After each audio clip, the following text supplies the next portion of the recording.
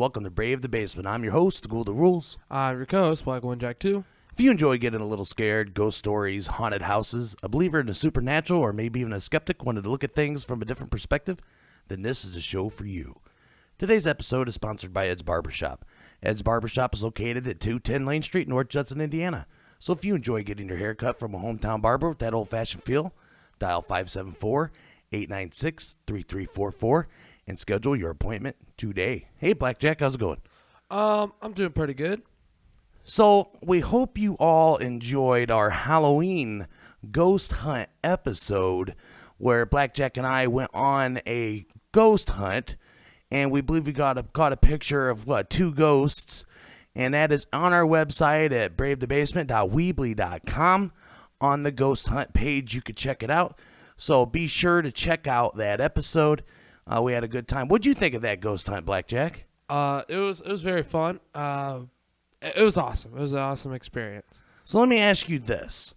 Would you consider that ghost hunt to be a professional ghost hunt? No. Do you think that we brought a lot of scientific knowledge and scientific equipment and know-how on this ghost hunt? We brought the recording device and a flashlight. So that's about as high-tech as we got. So would you say that we were just two idiots out there trying to find a ghost and seeing if something scary would happen, or would you consider that some paranormal investigations? Two idiots running around with a flashlight, and that has a podcast that's awesome called Brave the Basement. You know, a little shout out to ourselves on our own show. So, yeah. So what if I told you that after the ghost hunt, I thought, you know what would be really cool is if we got a hold of some real paranormal investigators. Just not two idiots running around with a cell phone and a flashlight. What would you think of that, Blackjack? You know, that would be pretty awesome. So I reached out to Shadow Spirit Paranormal Investigations, and they're based out of southern Michigan, and they do a lot of hunts in southern Michigan, northern Indiana, and they were gracious enough to do an interview with me. And so I did an interview with them, and for all you gear geeks out there, I used my cell phone yet again on an app called Bold Beast Recorder. What's neat about Bold Beast is you can get audio just like a regular voice memo on a cell phone, and you can record cell phone calls. So I gave them a call, and they were gracious enough with their time to do an interview. That was really awesome of them to, give an interview. So just please tell us about it. So instead of telling you about it, I'm going to play you the audio from that interview. What do you think of that, Blackjack? That is cool. So here is my interview with Shadow Spirit Paranormal Investigations. Hello, ghouls. We got with us Rose from Shadow Spirit Paranormal Investigations. Hi, Rose. How's it going? Good. How are you? Oh, I'm doing fantastic. Just wanted to thank you for coming in, taking time, and doing this for us. Oh, not a problem at all. So to get started, what does Shadow Spirit Investigations do? So we go out to either homes or businesses, wherever we're called out to, and we're looking for the truth. We're looking for, because, there's all kinds of ghost stories and paranormal teams and all kinds of shows on TV. Well, you can watch anything on TV. We want to find out for ourselves. Is it true? Is there really spirits? What form are they? Things like that. And then we try to help our clients as much as we can. We do have an individual who will come in and bless the home and kind of stage it out if they request it. Sometimes they do. Sometimes they like it. Yeah. So what got you interested in investigating the paranormal?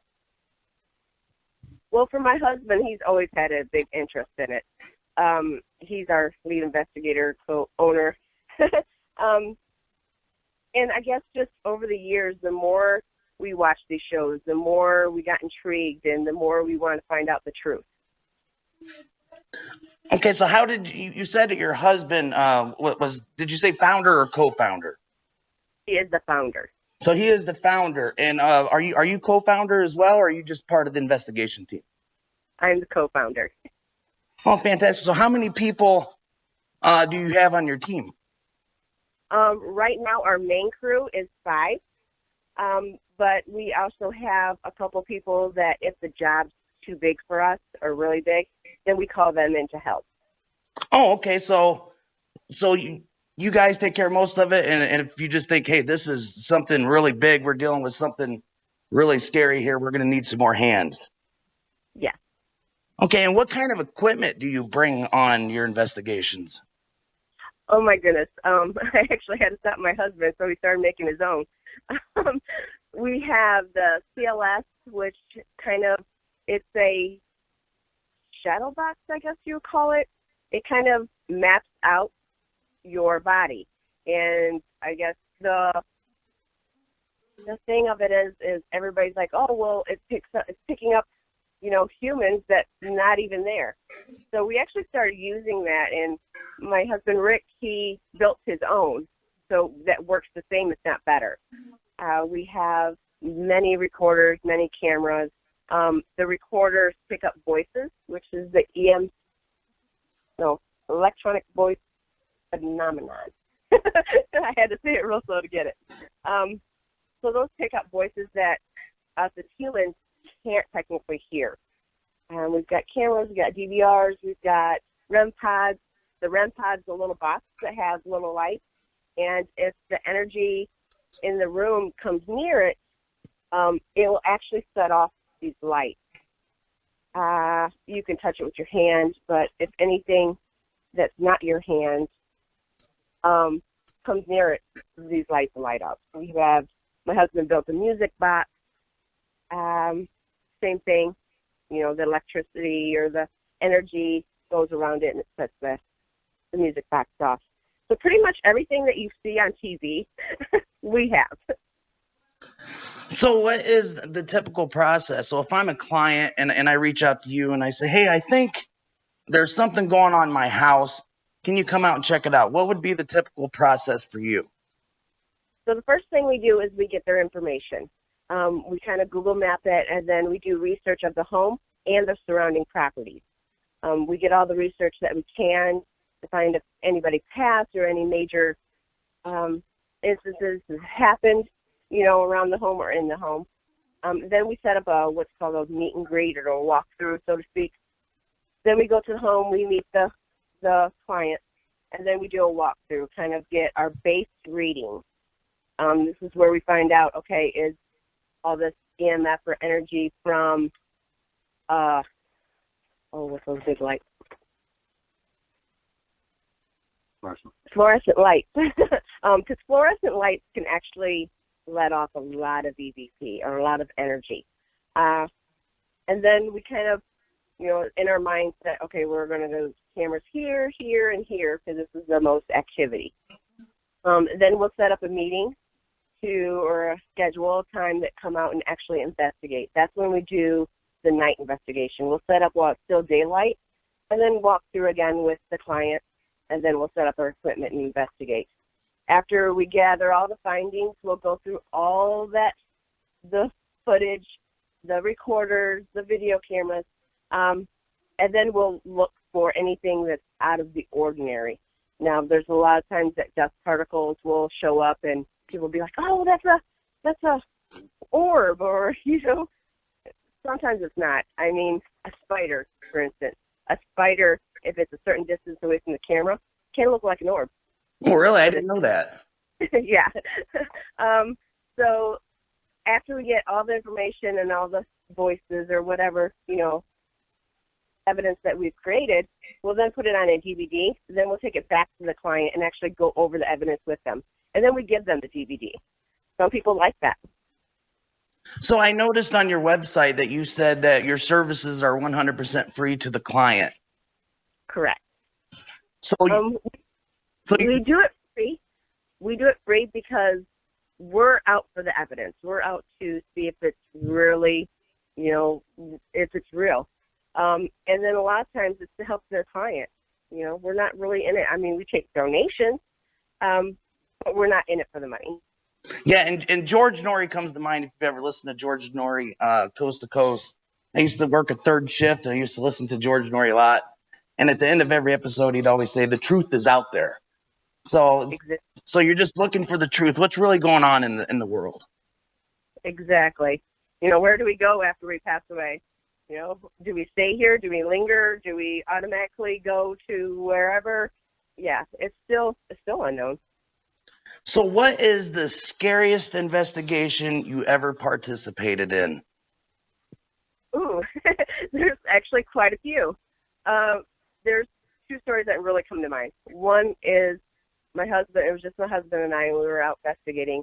And then I hear right behind us, like running, like, and it was fall, so you could hear the leaves. So I'm jumping and I'm pulling him in front of me, because I didn't know if it was a critter or what could be running after us. But by the time I picked him up pretty much and threw him in front of me, there was nobody there. But then when we get home and we go through, the recorder and everything, we hear some very provocative saying towards me. So yeah, when you say, not saying. so you said you heard it, so you didn't hear it while you were there. You didn't hear it until you came back and started going through your footage and your files. Yep, and that's what's called an EVP. Okay, because that was we just went on a ghost hunt for an episode, local area, and it was all outside. And we came home and we was looking through, and we found a picture of two ghosts that we didn't even notice or know was there. It just picked it up. So I thought that was interesting that you said, you didn't hear these things until you came back, and then went through your stuff, and then you said you had another story. Yes. So another place we were investigating, this is more of my husband. While investigating, he felt somebody touch me or touch him. And so he's like, who touched me? And all clear as day, it said me in a like deep tone. It was just me. And then it was like, hey, Ricky. It called him out. And they really shouldn't have known his name. So it was kind of, to me, that was freaky. We've had things move. So you heard that while actually there that time? Yes. Wow, that is freaky. It was on the ghost box that we heard, because at that time we had the ghost box running. It wasn't a regular recorder, and the ghost box just runs through channels like. So once in a while you'll pick up a radio station, but when you get a clear cut through voice, then you know it's something else. Because to go through all that static and all those radio stations going super fast, and to get a clear, hey, Ricky, out of all that, and, a couple syllables, yeah. So I have a history myself, if for those that listen to the podcast, whenever it got kind of too real for me, I ran a couple times. Have you ever ran? Have you just got out there? Honestly, we really have. I'm not even going to lie, because you get that heavy, dark feeling that just can be very overwhelming. Yeah, I call it a zone down. Like you just like everything. It's like it zones down all around you. Yes. We were investigating, and nothing was happening. So I am pretty big skeptic and get it out.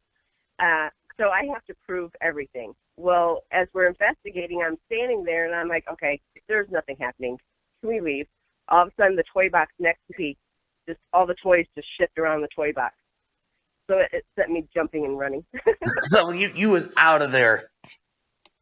Well, Rose, I'd really like to thank you for your time, for being willing to come on the podcast. And I want to thank you for my listeners as well. So where can everybody find your group at online? So we have a website and a Facebook page. Just look us up at Paranormal, ShadowSpiritParanormal.com or Shadow Spirit Paranormal on our webpage on Facebook. Okay, well, once again, thank you for your time, and I really appreciate it. All right, no problem. Thank you. We appreciate it. All righty, bye-bye. Bye. So that was our interview with Shadow Spirit Paranormal Investigations. What'd you think of that interview, Blackjack? Oh my gosh, there was a lot of information we learned about, some of the equipment that they use on their actual investigation. And we also heard about their stories, especially with the toy box where they didn't even think they had anything. And you know what? You made fun of me, Blackjack, in like the first season for running. And see, sometimes you run. It's just interesting, like that they wanted to get out of there, and this is what they do for like professionally. Yeah. So I think my favorite story that she told was when the ghost started talking to her husband Ricky, and they heard it right there while hunting. So I thought that was fantastic. It was awesome. Thank you guys so much for being interviewed. It was really cool. I mean, the last episode we went on our own little ghost hunt, and then Ghoul Rules here had an idea to interview some real professional ghost hunters. So it makes you feel like a little like we're out of our league a little bit on the ghost hunting front, right, Blackjack? Yeah, we need to get better at this. So you think we need to step up our game? Yeah. So do you want to continue with the way that we ghost hunt, or would you like to get, a little more technical? Let's get a little bit more technical. So we'd like to hear what you ghouls think about us getting a little bit more technical with our ghost hunts and maybe doing a little more ghost hunting. But again, we would like to thank Shadow Spirit Paranormal Investigations for doing that interview with us. We really appreciate it. If you would like to become a Brave the Basement Ghoul, be sure to share the show on social media. Go to bravethebasement.weebly.com and sign up for our newsletter to get all the latest news and updates when each episode has been posted. If you have a ghost story you would like to share, you could reach us at bravethebasement@gmail.com. Your story can make it on the show and be featured on the website. You can also submit your story on Reddit under the subreddit Brave the Basement or in the YouTube comments section. If you have an eerie ghost photo you would like to share, you can email us and include a description, and your photo could be added to our photo gallery. And that brings us to the end. We hope that we brought you just a little fright. And remember, when you're up late at night and you hear something in the other room that just doesn't seem right, it's okay if you need to turn on the light to protect yourself from things that go bump in the night. I'm your host, Ghoul the Rules. I'm your host, Black One Jack 2. And I hope you join us again. Until next time.